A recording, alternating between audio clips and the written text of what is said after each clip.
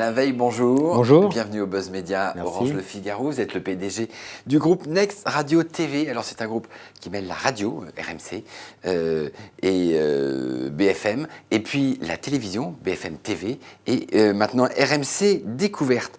Alors il y a plusieurs bonnes nouvelles, et puis il y a une grande anxiété, on va en parler. La semaine dernière, la radio RMC a signé sa 50e hausse consécutive. On parle des vagues d'audience de médiamétrie, et vous arrivez à une audience cumulée de 8,2%. Alors, un peu derrière quand même le trio de tête des généralistes. Alors, vous aviez souvent envisagé de recruter Laurent Ruquier pour recoller directement à Europe 1. Ruquier est parti chez RTL, c'est le grand mercato. Est-ce que vous pensez que les cartes vont se rebattre parmi les généralistes ? Alors c'est vrai qu'on est content du dernier sondage, puisque c'est 50 sondages de suite à la hausse, ce qui n'est jamais arrivé chez Médiamétrie. Concernant l'évolution du paysage avec le mercato, c'est vrai que ça va rebattre les cartes. C'est une opportunité pour nous, parce que finalement, on a la possibilité de se retrouver dans quelques mois dans un mouchoir de poche entre les trois grandes radios généralistes privées. Entre RTL, France Inter, Europe et RMC, elles vont être dans un mouchoir de poche pour l'instant. Oui, mais si vous voulez, il y a 30 ans, quand les radios généralistes étaient seules, RMC c'était 12 points, et RTL et Europe 1 c'était 26. Et finalement, 30 ans plus tard, on n'est pas très loin d'Europe 1 et d'RTL, ça veut dire qu'on a surperformé par rapport à ces deux radios. Et c'est vrai que ce qui se passe en ce moment entre le départ de Ruquier d'Europe 1, le départ de Philippe Bouvard de RTL, ça va potentiellement bouleverser les audiences à la rentrée. Si nous, on travaille bien, si nous, on innove, on continue à inventer, si on continue à monter, c'est vrai qu'on peut se retrouver dans une situation en 2015 où les 4 radios généralistes seront très proches les unes des autres. Et vous allez recruter quelqu'un, vous allez faire un mercato pour booster un tout petit peu les audiences de RMC ? Ce qu'on veut, c'est encore améliorer la qualité de l'antenne autour des personnalités, Jean-Jacques Bourdin, les grandes gueules, Brunet, et puis toutes les personnalités du sport. Donc on essaye autour de cette grille extrêmement solide de l'enrichir encore en ayant dans le groupe, que ce soit sur BFM TV et sur RMC, parfois les mêmes, les meilleurs consultants, les meilleurs éditorialistes, que ce soit dans la politique, dans l'économie, dans le sport. D'accord, mais vous n'allez pas faire venir un Ruquier, un autre. Je lui ai proposé de venir. Oui, vous lui avez proposé, oui. Comme il l'a dit très justement, il a choisi RTL, la radio de son enfance, m'a-t-il dit. Très bien, voilà. Alors, la radio, ça va bien. La télévision, vous avez une grosse inquiétude, puisque le 7 mai prochain, le CSA va auditionner les responsables de LCI et de leur maison mère TF1. L'enjeu, c'est LCI, qui est une chaîne d'information télévision payante, va passer en télévision gratuite. Et donc se retrouver en face de BFM TV. Vous êtes radicalement contre, ça depuis un certain temps. Qu'est-ce que vous allez plaider devant le CSA ? Nous, on n'est pas contre ce qui est éventuellement des chaînes nouvelles.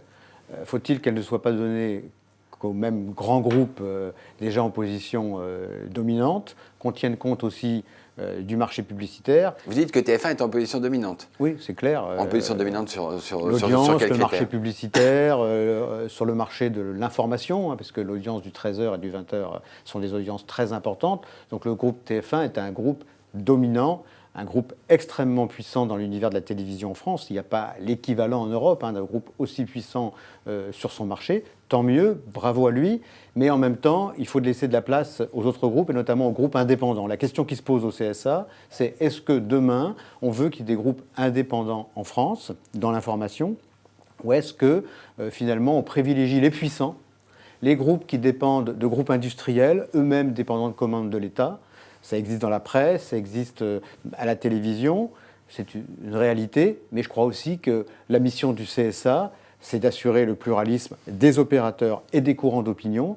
Et dans cette perspective-là, je crois que le CSA prendra une décision raisonnable quand il aura instruit le dossier, parce que les arguments sont évidents. Est-ce qu'on veut des acteurs indépendants dans ce pays ? Voilà. Mais alors vous dites que la question de LCI, ce n'est pas simplement une question pour le téléspectateur. Est-ce qu'on veut une troisième chaîne ? C'est très intéressant d'avoir une troisième chaîne d'information. Vous dites que c'est plus gros, c'est l'équilibre même du paysage audiovisuel français, voire même des industriels entre eux.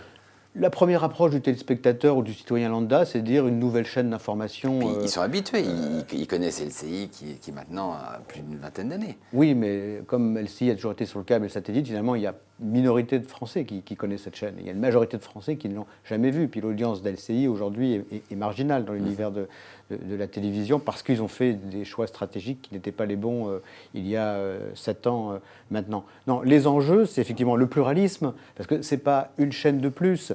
C'est plus de TF1. TF1, c'est un groupe très puissant, y compris dans l'information, des moyens techniques qui seront partagés, des rédactions qui sont fusionnées. Donc ça va affaiblir les autres acteurs, ça va nous obliger à faire du low cost, alors qu'on est aujourd'hui, avec BFM TV, la chaîne d'information qui a le plus investi, qui a le plus gros budget. On a longtemps dit que BFM TV est une chaîne d'information low cost. Mais oui, parce qu'en France, on n'aime pas tellement les nouveaux entrants, oui. On n'aime pas tellement les indépendants, et on le voit bien. Mais, elle vous coûte combien cette chaîne? Près de 55 millions d'euros. Ouais, c'est 350 collaborateurs. Ouais. Et on a été plutôt bon élève vis-à-vis du CSA depuis que le groupe existe, que ce soit avec RMC, que ce soit avec BFM Business, que ce soit avec BFM TV. Et je trouve que ça n'aurait pas de sens de nous couper les ailes, parce que c'est ce qui arriverait si on mettait une troisième chaîne d'information gratuite en France, sachant que, de surcroît, le gouvernement, après avoir fait voter la loi qui permet l'arrivée d'LCI éventuellement en gratuit sur la TNT, autorise France 24 sur la TNT gratuite à Paris avec autre de la chaîne publicité. d'information, mais à vocation internationale. Donc ça serait la double peine si on avait deux chaînes d'information, une forme d'acharnement, mais voilà, je pense que le CSA, face aux évidences, face à sa volonté de vous privilégier pensez que le l'indépendance, CSA va autoriser ou va refuser l'autorisation? Moi, je pense qu'il va refuser, parce que le CSA est un organisme indépendant, il l'a prouvé dans le passé, et face à des pressions qui veulent que TF1 obtienne une chaîne de plus, une chaîne d'information, je crois que le CSA, avec une analyse rationnelle, sans parti pris,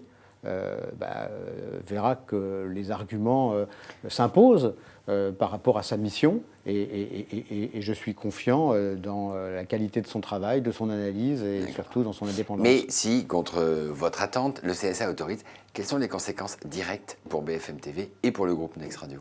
Ça veut dire que le groupe Next Radio TV, en tant que groupe indépendant comme il existe aujourd'hui, n'existera plus. Il faudra trouver des solutions, des rapprochements, mais ce sera un recul pour la première fois, je dirais, du pluralisme en France. Depuis 30 ans, le CSA a favorisé l'essor de nouveaux entrants, le développement de nouvelles entreprises dans l'audiovisuel. Là, ça serait une décision très agressive, non seulement vis-à-vis de nous, mais finalement vis-à-vis de tous les acteurs indépendants, vis-à-vis de l'équipe 21, par exemple, qui serait touchée aussi très directement par une nouvelle chaîne d'information. Et donc, je ne pense pas que ça arrivera. Alors, on a l'impression, c'est assez diffus, mais on entend par-ci, par-là que les politiques et le CSA ont un rapport assez ambigu avec BFM TV. C'est un peu je t'aime, moi non plus. Le CSA a reproché BFM TV de donner trop la parole au Front National. Il y avait eu des rumeurs comme quoi François Hollande n'aimait pas trop le traitement de l'information de BFM TV. Quelles sont vos relations avec les politiques? Avec le CSA, nous n'avons aucun problème. Le CSA ne nous a fait aucun reproche.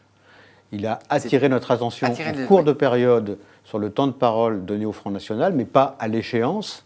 Et nous avons été parfaits, puisque à l'échéance, les temps de parole donnés à chaque parti politique étaient équitables, et le CSA l'a reconnu, et donc de ce côté-là, il n'y a aucun problème. Vis-à-vis des politiques qui trouvent que le traitement de l'information est, j'allais dire, anxiogène, un peu brutal, un peu populiste et un peu contre le pouvoir.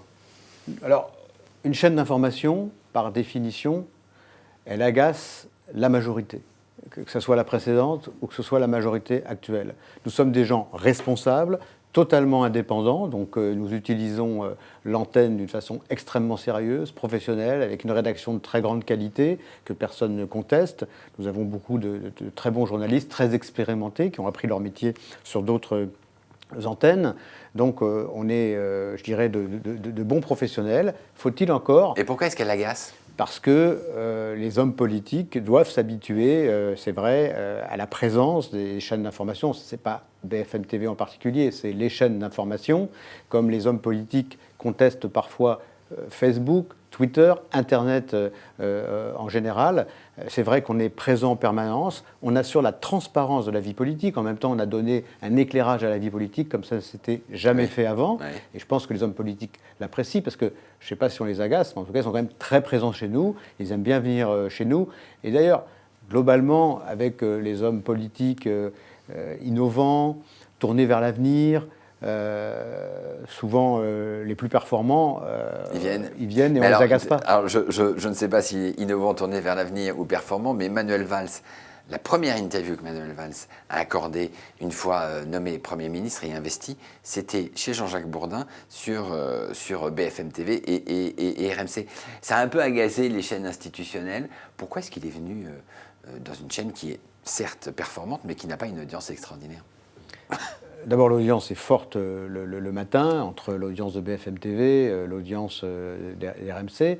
Mais je crois que Manuel Valls est un homme moderne. Il incarne aussi une nouvelle génération qui a bien compris que le monde des médias avait changé, que la vie d'un homme politique, ce n'est pas obligatoirement de passer aux 20 heures. Oui. Même si ça donne encore beaucoup de puissance au groupe qui les Donc pour vous, le passage de Manuel Valls chez Bourdin, c'est un signe important, non? Oui, c'est un signe de confiance. D'abord, ça nous a fait plaisir qu'il reconnaisse la qualité de notre travail en nous choisissant pour sa première grande interview de Premier ministre. Oui. Télé Toujours, vous aviez lancé en décembre 2012 RMC Découverte, une des nouvelles chaînes de la TNT. En un peu plus d'un an, elle a réuni quasiment 1% de part d'audience. Elle est la première, elle est devant HD1 et Sister. Pourquoi est-ce qu'une chaîne, j'allais dire, thématique, comme ça, sur une télévision gratuite, arrive à devancer des mini-généralistes? Parce que je crois qu'on est un groupe qui sait innover. Ce qu'on a apporté avec RMC Découverte, c'est des programmes inédits, alors que nos confrères des chaînes de la TNT HD rediffusent des programmes qui ont été vus et revus sur des chaînes historiques. Et les Français, ils ont envie d'innovation. Et je crois que ce travail, il faut l'encourager. Et sans revenir sur le dossier LCI, oui. Le lien, c'est aussi ça. C'est que notre groupe, il a besoin des moyens pour continuer à investir. Et nous affaiblir, c'est finalement mettre en danger une entreprise qui, je crois, apporte des choses nouvelles au paysage audiovisuel. Et c'est pour ça que RMC Découverte marche bien. Quand vous dites que vous insistez beaucoup sur les investissements, vous investissez beaucoup, alors que vous êtes quand même un petit groupe. Est-ce que vous avez les moyens d'investir? On est un petit groupe, tout est relatif d'ailleurs. On est un petit groupe par rapport au groupe Bouygues. On est un petit groupe par rapport à Vivendi, on est un petit groupe par rapport à Bertelsmann, mais dans le secteur des médias en France, on a un des plus gros employeurs de journalistes. En tout cas, c'est combien? 450 journalistes. Donc il n'y a pas beaucoup d'entreprises en France qui ont 450 cartes de presse. On en est fiers. On est l'entreprise qui recrute le plus de journalistes. On souhaite continuer à le faire. Et c'est vrai qu'on investit... Simplement, vous avez quand même fait une espèce de chantage à l'emploi en disant si LCI passe en gratuit, nous ne pourrons pas recruter.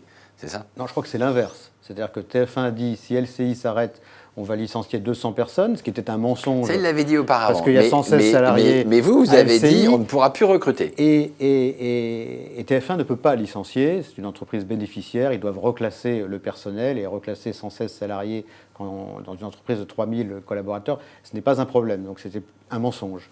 Nous concernant, c'est une réalité. C'est-à-dire que si demain nous sommes affaiblis, nous prendrons immédiatement une mesure de gestion raisonnable. Ce n'est pas du tout du chantage, c'est une conséquence. C'est-à-dire un plan de départ? Bien sûr, ouais. Bien sûr, on est 900 dans le groupe. Si notre résultat doit diminuer de 10 millions l'année suivante, parce que c'est ce que j'anticipe... C'est ça la conséquence, 10 millions. Oui, et 10 millions, c'est quoi? C'est une centaine de personnes? Non, mais on peut imaginer d'avoir à se séparer de plus de 50 collaborateurs immédiatement, sans parler de ceux qu'on ne recrutera pas. Mais ce n'est pas pour faire du chantage, c'est pour dire la vérité sur les conséquences d'une décision qui est, comment dirais-je, c'est la boîte de Pandore qui est ouverte. Et ça ne concerne pas que nous, ça concerne tout le secteur de la télévision. Parce que si LCI a sa fréquence en gratuit, Paris Première devra l'avoir aussi.